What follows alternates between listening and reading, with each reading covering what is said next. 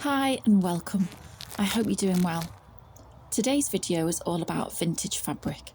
Over the last few months I've been gathering together various pieces of mainly vintage fabric to add to my ever-growing collection. It's a bit of an obsession. In fact, it's a hobby in and of itself. I just love finding these little pieces of treasure. So I hope you will join me as I sit in the sunshine to enjoy looking at these fabulous fabric finds, followed by a small sewing project making use of a couple of the pieces. So I've got two categories of fabrics here. This pile here contains remnants, mainly larger remnants of fabric. And this one here contains tray cloths, doilies, some lacy and crochet bits. So let's dive into the fabric goodness.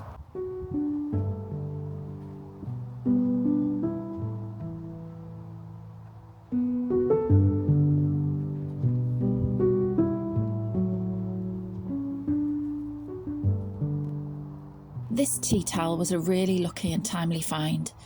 I've recently started a slow stitch quilt with a Welsh cottage garden theme, and although this features Scottish wildflowers, I've done some research and found that most of these wildflowers are also native to Wales. I could use this in a few different ways, by cutting around each flower and appliquing them onto my quilt blocks, or even embroidering over them.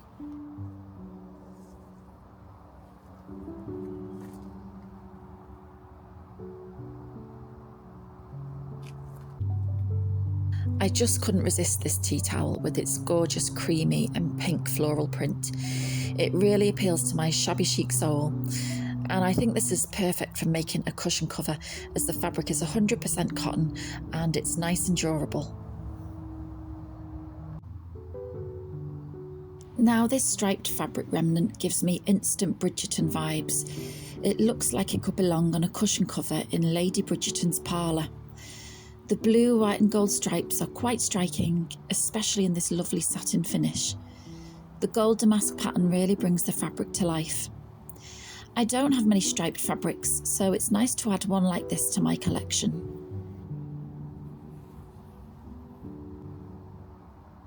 My next fabric is actually a scarf.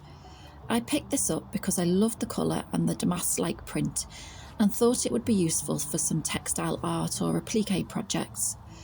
I've been thinking of making an applique tree, and this would be perfect for the tree trunk and branches, with the floral pattern giving a sort of whimsical feel. I picked up this satin remnant for the same reason as the scarf. It has such an interesting colour, almost auburn or burnt terracotta. The reverse side of the fabric also has an interesting shade and is more pinkish in tone, so this will be nice and versatile.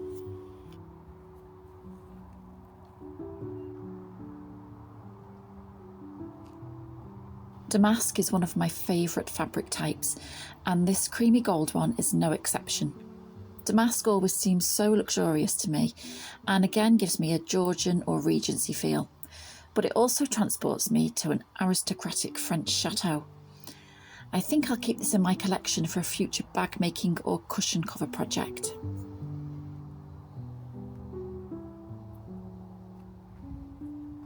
This remnant looks like it's a cotton sateen. The quality is beautiful and it feels like it's pure cotton. This will come in handy for so many things. I love finding this type of fabric in neutral and beige shades, as they make the perfect backdrop for the vintage tray cloths and doilies, as you can see here.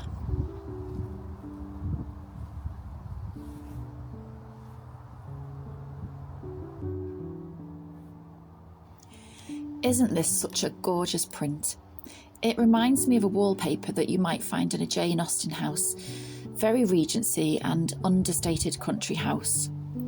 This feels like it's pure cotton, and I'll most likely use this in a quilt project. I think it will provide the perfect low volume backdrop to a gorgeous floral print.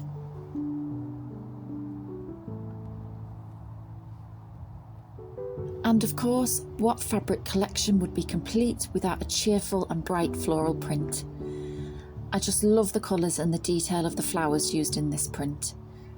Unfortunately, this doesn't feel like it's the best quality fabric, But the print is enough to save it for me, and I know I can find plenty of uses for this.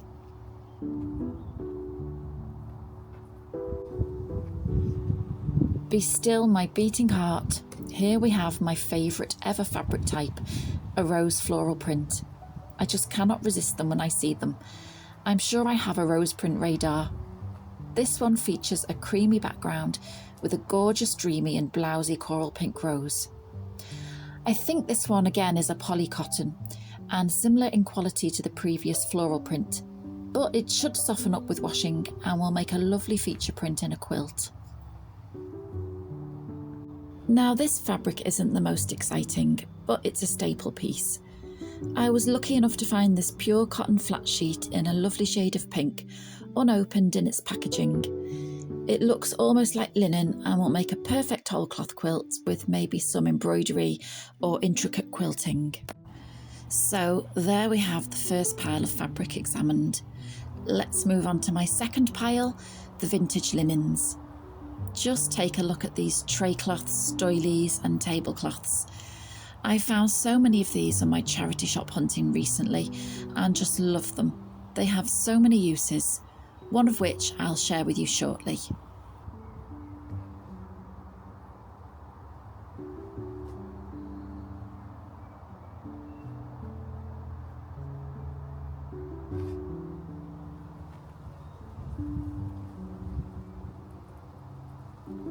Now I think this is a placemat.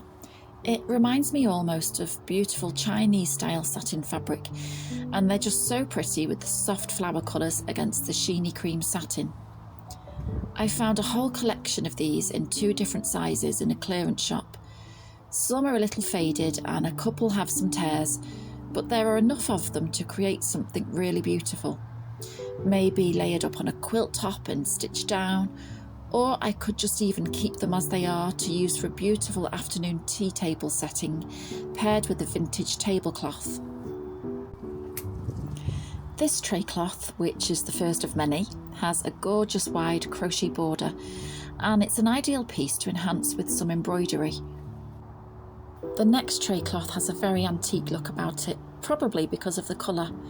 It's the sort of item that takes me back to a Sunday lunchtime at my grandma's house, when all the food was presented on a beautiful table setting. There's so much detail in this piece with the border and embroidery, which is simple but yet so effective.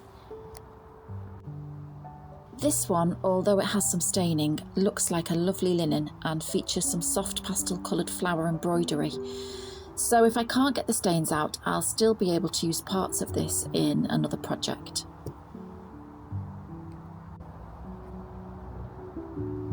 This small square lacy tablecloth is probably my favourite vintage fabric find. The lace detail is so gorgeous. I think this would look stunning used on a quilt, maybe set on point and quilted quite simply to set off the rose patterned lace.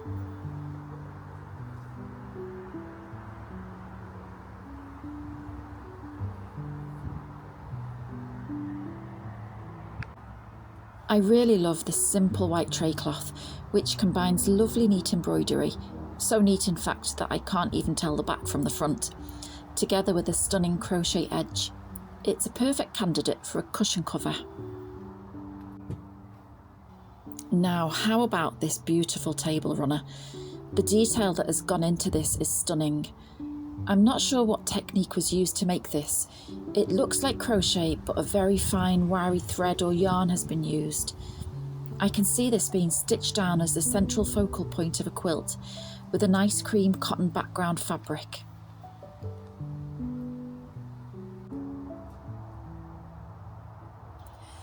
This tray cloth features a lovely cross design, and the embroidery and threadwork is so intricate. I think this would be perfect for a lovely Easter table as a nice focal point.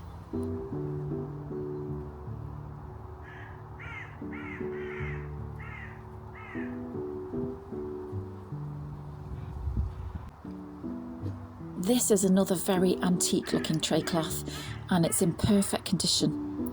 I've no idea what technique was used to make this, so please let me know if you do.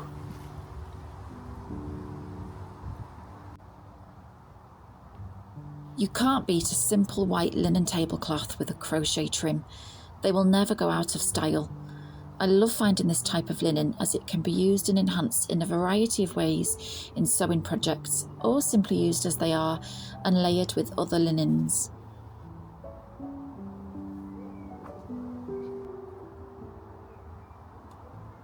I picked this particular tray cloth up as the quality of the linen and crochet is so good. I think this is ideal for enhancing with some embroidery in lovely soft pastel shades.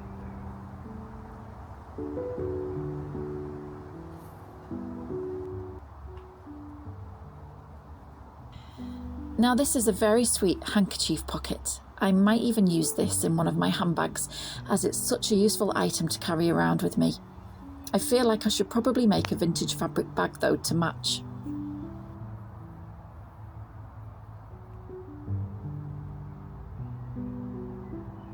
I'm always in awe of the skill and needlework that's gone into these crochet doilies. They contain so much detailed work and really deserve to be showcased as pieces of artwork. One day I'd love to make a quilt out of all these doilies that I'm collecting. So now that I've shown you my new treasures, I have a little sewing project planned to make use of these fabrics and linens. So I hope you'll enjoy watching me turn a vintage tray cloth into a brand new cushion cover. So from the garden to the sewing room, let's make a cushion cover out of one of these tray cloths. And I've cut some of the sateen fabric. And for the backing, I've chosen a vintage bedsheet in a colour that I think goes.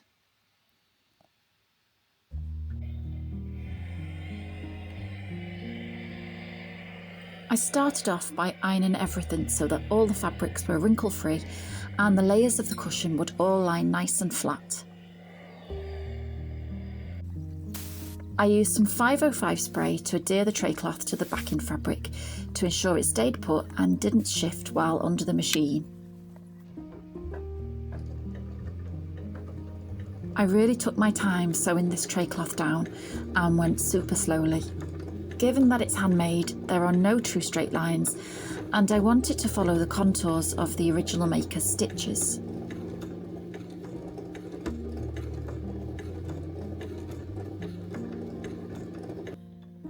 I've stitched all the way round on the inside line here. So now I'm going to just travel across slightly, and I'm going to do the same again and stitch along the outer line here, and that should secure it some more. And then I think I will probably come along to this section here and stitch here, and then I'll probably secure it again around the edge.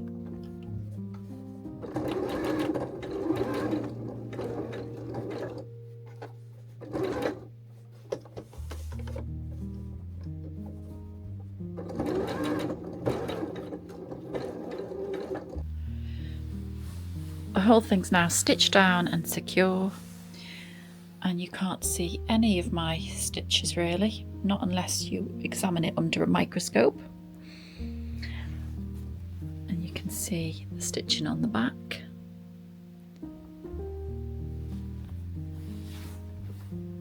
So now I'm going to cut round this a bit closer and square it off a little bit, although it might be a bit tricky because this thing isn't completely square. With it being handmade crochet, there's going to be some sort of distortion to it, but I'll do my best. I aim to square the front of the cushion by 2.5 inches from the crochet border all the way around, so that the tray cloth is nice and centred and is set off nicely in the cushion frame. I then cut my fabric for the back of the cushion from these 2 fat quarter pieces of a vintage duvet cover, and I'm just going to make a simple envelope back. I decided to add some extra details to the tray cloth to give it a little bit more interest and to add my own stamp, so to speak, to the story of this vintage cloth. I thought that some of the flowers from the vintage bedsheet would be ideal and bring the whole thing together, so I fussy cut some of them out. I used some fusible webbing to attach the pieces to the cloth before sewing them down. I cut round each piece, leaving a very slight border for the stitching.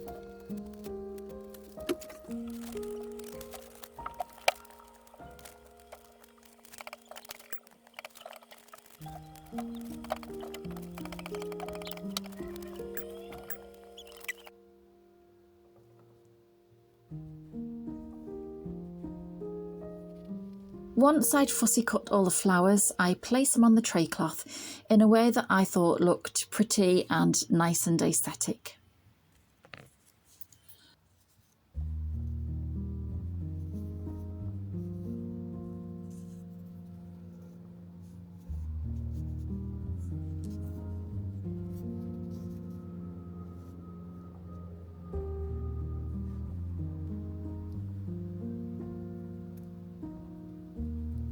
I had to use tweezers to remove the paper backing as the pieces were so small and fiddly.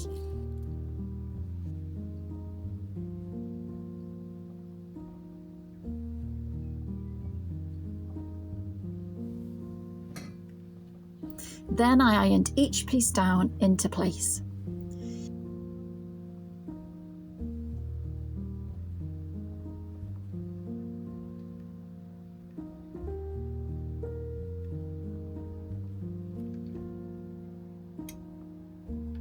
Now, because the flowers are so small, I used a straight stitch to secure them, as I thought it would look less bulky than a blanket or satin stitch.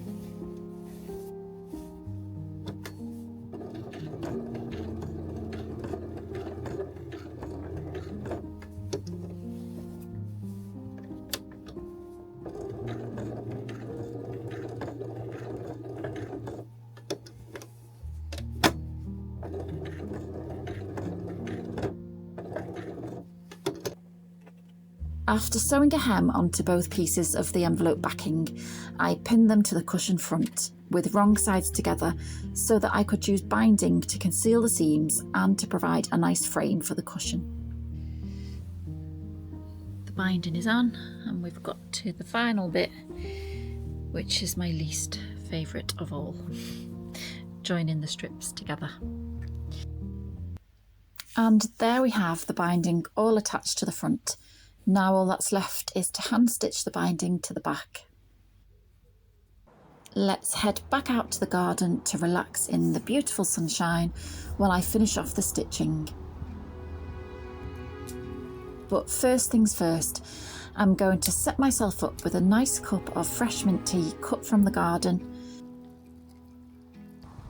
head out with my little helper Henri for company,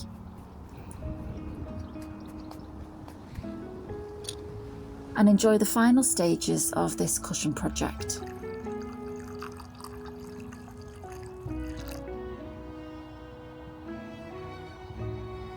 Sitting in the garden in the summer while doing some hand stitching is one of my favourite things to do.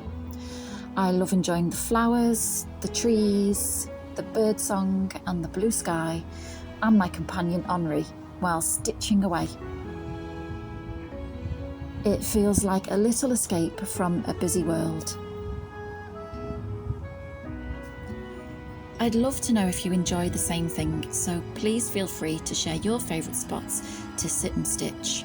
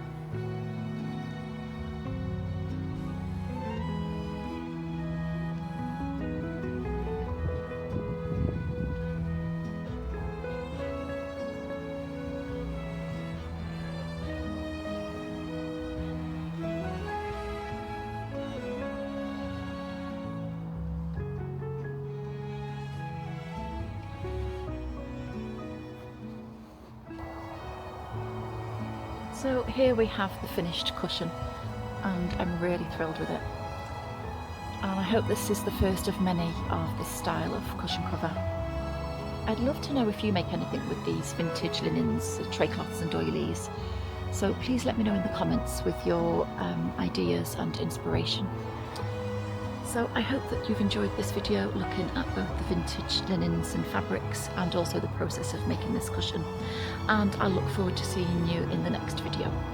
Bye for now.